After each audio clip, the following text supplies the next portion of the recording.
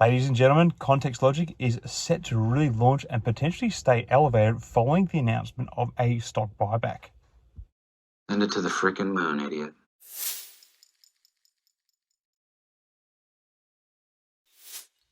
Hi again, everyone. I hope you're all doing well. So, ContextLogic, ticker symbol Wish, the parent company of online retailer Wish.com, recently announced a $50 million stock buyback program in addition to a previous buyback program announced in March of this year.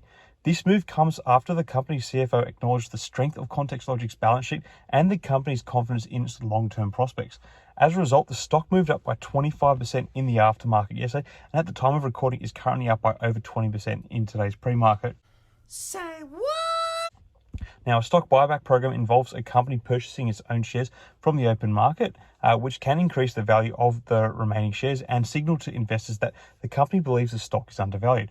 ContextLogic's recent buyback programs are a positive sign for the company and its shareholders, indicating that the company is willing to invest in its own stock and believes it is a long-term growth potential.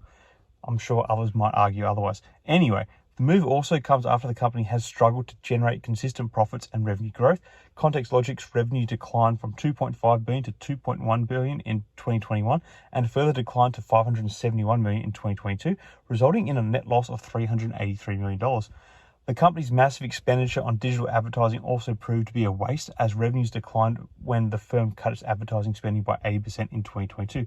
The two are obviously very much linked.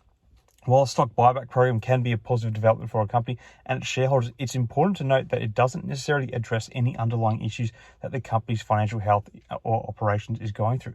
ContextLogic will need to continue to address the challenges it faces in generating profits and revenue growth, while also investing in the company's long-term growth potential. Overall, the recent stock buyback programs announced by ContextLogic are a positive sign for the company and its shareholders and reflect the strength of the company's balance sheet.